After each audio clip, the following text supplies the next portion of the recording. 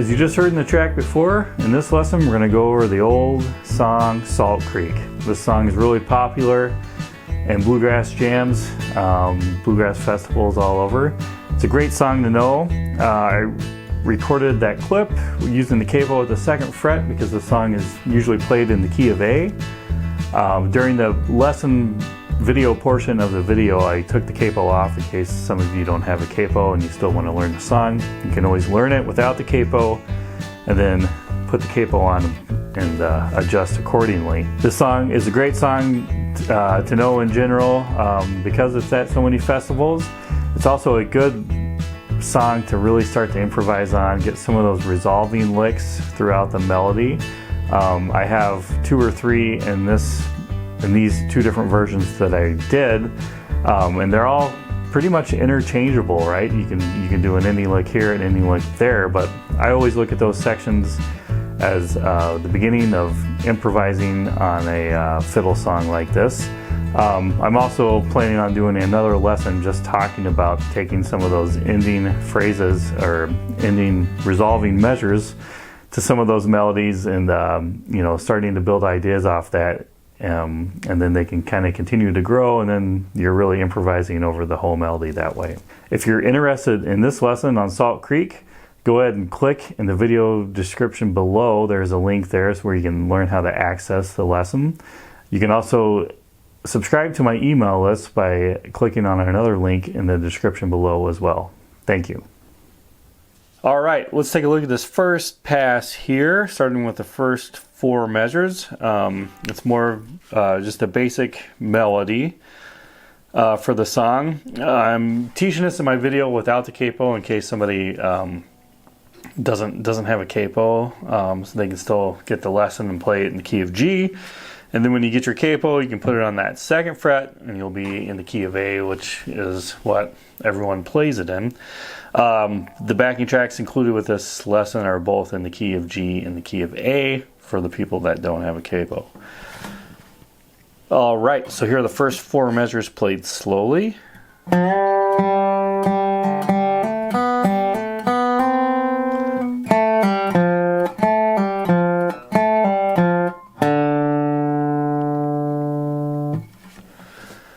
And the way I kind of look at this melody and a lot of other fiddle-like songs is just after a while, after you kind of get some of your techniques going, and it's easy to kind of flow a little bit with some hammer-ons and pull-offs, and you're more confident in your rhythm, you can just really focus on those target notes.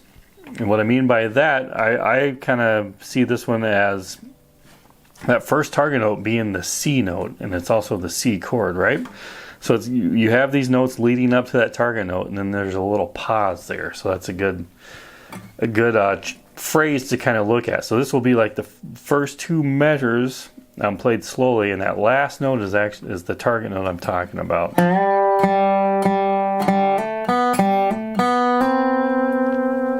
Right, so that C note, that first fret of the 2nd string is the note I'm talking about.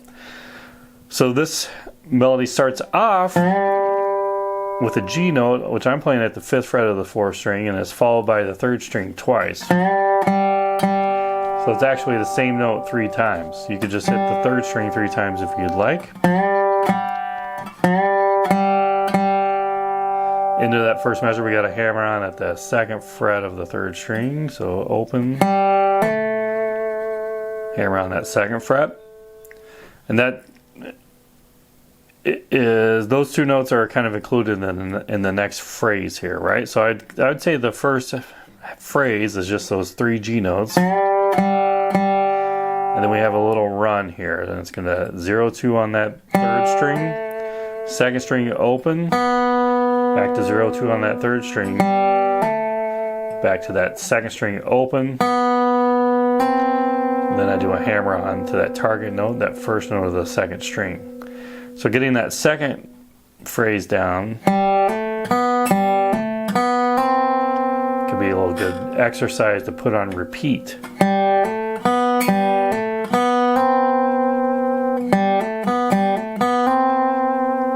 There may be different combinations. Listen to the different versions of the song.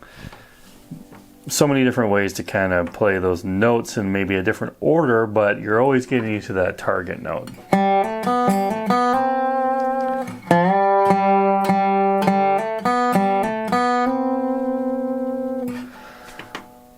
All right, measures 3 and 4, I've called the next complete phrase. Again, that last note in measure 4, which is the D note, going over that D chord, is the target note.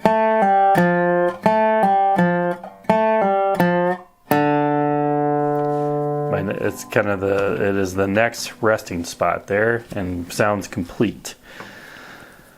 All right, so measure 3, it's over the F chord, or if you're in the key of A, it's the G chord, but it's the flat 7. My guitar brain always pictures an F chord like I would play it on guitar. Frets 3, 2, 1 on the 4th through 2nd string.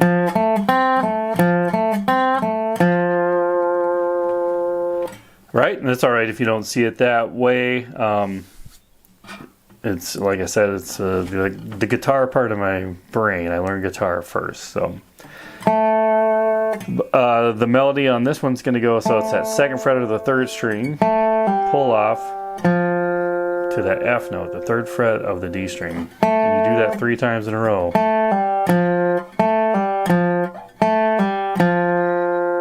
And then you're at the target note, that 4th string open.